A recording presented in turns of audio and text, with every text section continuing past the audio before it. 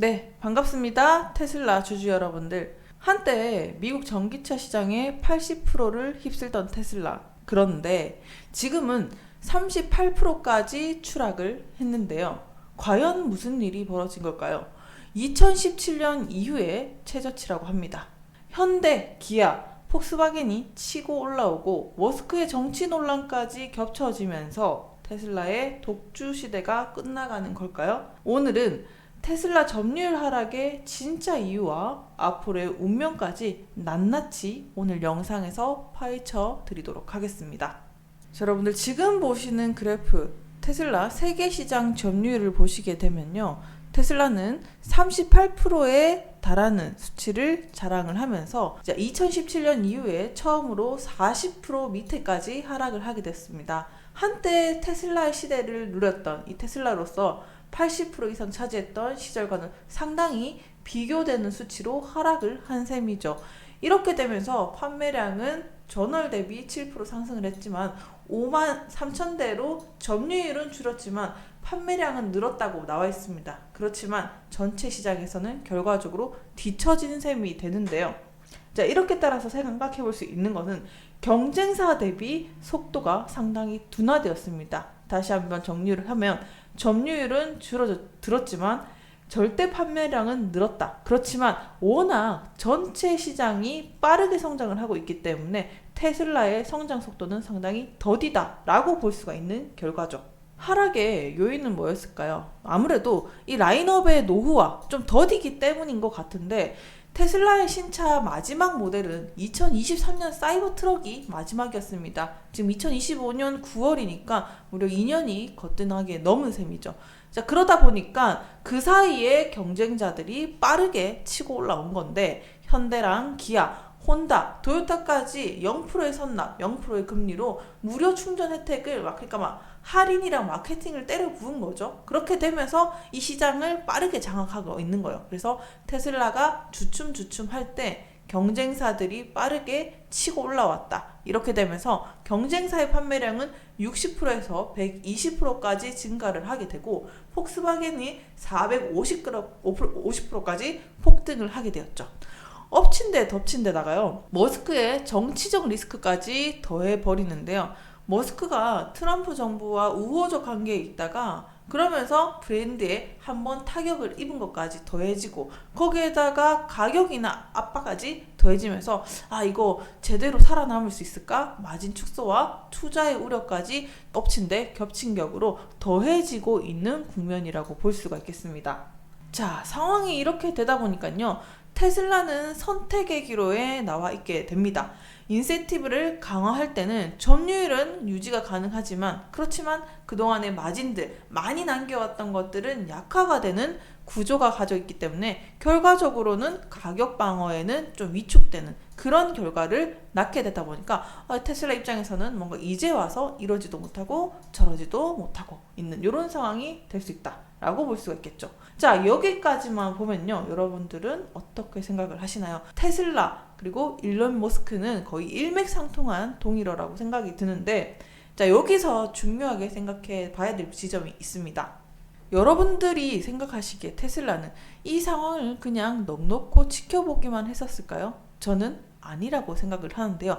아무래도 저는 테슬라의 미래, 그러니까 지금은 시장에서 약간 도태되고 전기차 시장에 밀려난 듯해 보이지만 제가 봤을 때는 2026년부터가 최고의 포인트, 터닝 포인트가 되지 않을까 생각을 합니다.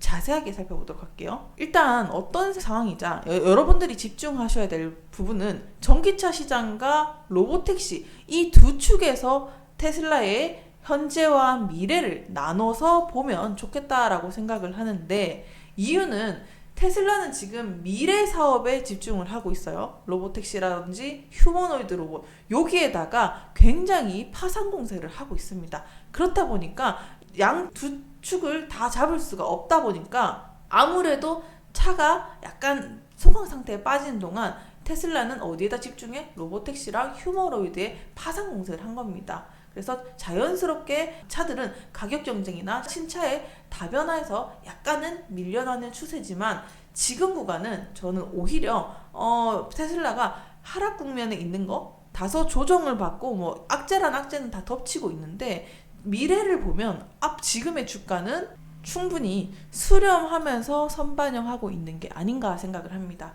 최근에 나스닥 지수와 테슬라 주가가 반대로 움직이기 시작을 하죠. 나스닥 지수는 꾸준히 우상향하면서 올라가고 있는 국면에 있는데 그런데 웬걸 테슬라 주가는 어떻습니까?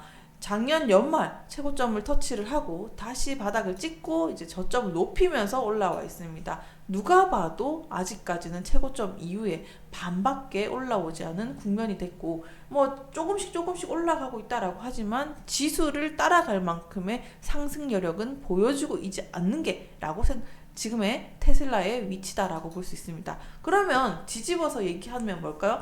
충분히 지난해에 정점을 찍고 바닥을 다지면서 주가의 선반영 이후에, 그러니까 악재란 악재들 다 반영하고 다시 바닥을 다지면서 올라가고 있고, 지금은 이 박스권 안에서 계속 움직여주면서 26년 이후에 로보택시가 상용화됐을 때 그런 터닝 포인트를 또 준비한 국면을 만들고 있지 않나 라고도 생각을 합니다. 그래서 지금 주가는 나스닥 지수가 충분히 지수를 끌고 있지만 테슬라는 다시 큰 낙폭을 주면서 조정하고 다시 반등을 보여주고 있지만 드라마틱한 변화는 보여주고 있지 않죠. 왜? 테슬라가 시장에서 밀려나게 되면서 지지부진하지만 우리는 앞으로 다가올 26년을 집중을 해주신다면 테슬라가 어떤 그림을 그리고 어떤 성장을 할 수 있을지 보면 지금 이 자리가 주가가 충분히 눌려 있으면서 기대할 수 있을 자리인지 아니면 다시 흘러내릴 만한 이런 자리인지를 판단할 수가 있겠죠.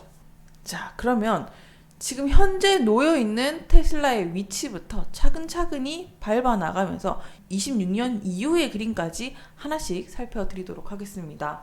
하반기에는 아무래도 또 단기적으로도 부진이 예상이 됩니다. 아무래도 중국발, 유럽발 관세 압박 이슈로 인해서 아무래도 모델 라인업이 노후화됐기 때문에 이것들이 계속 연장이 되면서 금전적으로도 쪼달리는 상황이 아무래도 하반기까지 이어지지 않을까라고 생각을 합니다. 로보택시랑 로봇 관련 R&D가 계속 투자를 하고 있는데 얘까지 실적을 못 내버리다 보니까 엎친 데 덮친 격으로 약간 좀 주머니 사정이 좀 쪼들리는 이런 사정이라고 볼 수가 있겠죠. 그래서 결과적으로 이익에 압박을 받는 게 하반기까지는 진행되지 않을까.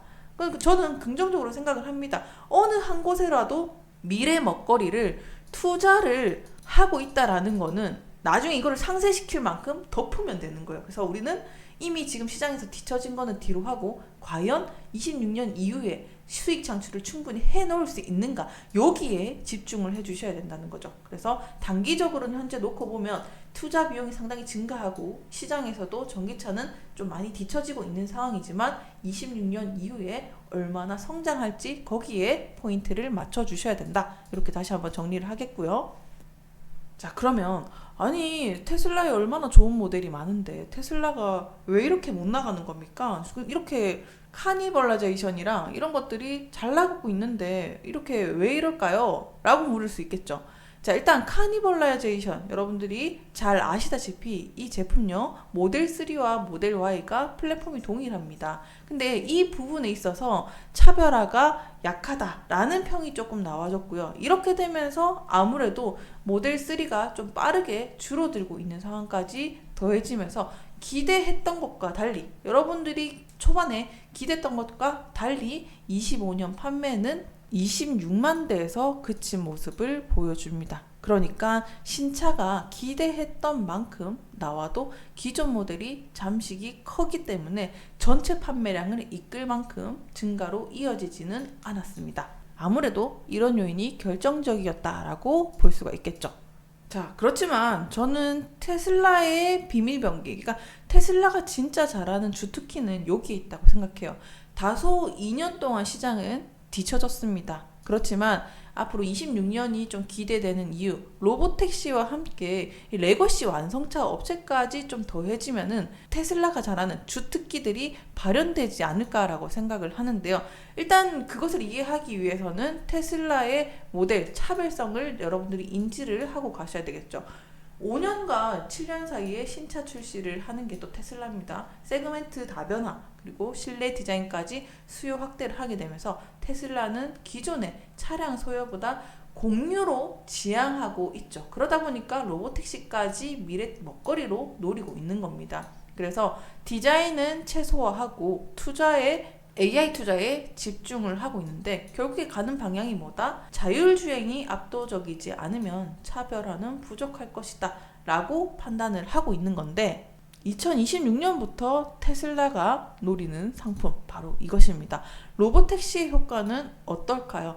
일단 테슬라 II팀 입장에서도 로보택시를 체험하고 판매 확대는 2026년에다 가능하다라고 얘기를 하면서 여기에서 가장 중요한 건 뭐다? 지금은 테슬라 인정합니다. 당연히 지금 지루한 구간이지만 투자만 많고 뭔가 성과가 없는 듯해요. 하지만 26년을 기대하고 있는 이유 자율주행과 AI이죠. 아키텍처의 진화라고 볼 수가 있는데 외형은 느리게 변하지만 AI 칩, AI 모델은 2년 주기로 빠르게 업그레이드를 합니다. 이렇게 되면요 기존의 AI4 대비해서 연산 성능이라든지 효율들이 대폭 향상하게 되면서 로보택시 일반 차량이 확 영역이 넓어지게 됩니다.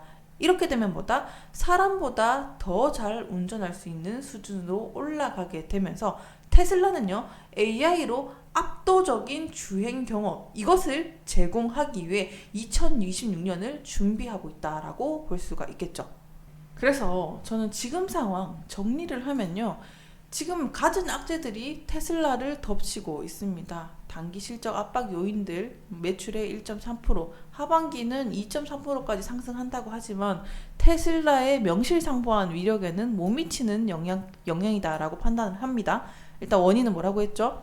테슬라 부품 공급망이 또 멕시코, 중국에 의존적인 상태에다가 전기차 시장까지 내주게 되면서 전체적으로 시장들이 밀려나고 있는 상태에다가 로보택시 전폭적인 지원 때문에 여러 가지 이익이 줄어들고 있는 국면이라고 볼 수 있지만 지금은 뭐다? 테슬라는 투자 확장기를 지나가고 있는 거다. 왜? 25년에 100억 달러를 초과했습니다. 이거를 데이터 센터와 로봇에다가 파산 공세를 하면서 때려 부은 거예요. 이렇게 하면서 그동안의 성과는 어땠냐? 로봇 훈련 연산 능력이 우월해지고 자율주행 대비해가지고 10배 이상의 성능을 끌어올렸습니다. 자, 이 과정은요. 테슬라가 미래에 지금 단기적으로 비용은 증가를 하고 있을지 모르겠지만 결국에는 이거는 중장기적으로 봤을 때 굉장한 효율화와 최적화를 진행할 수 있는 이런 결과를 낳게 되니까 저는 이 부분 상당히 긍정적인 투자라고 보고 있고요.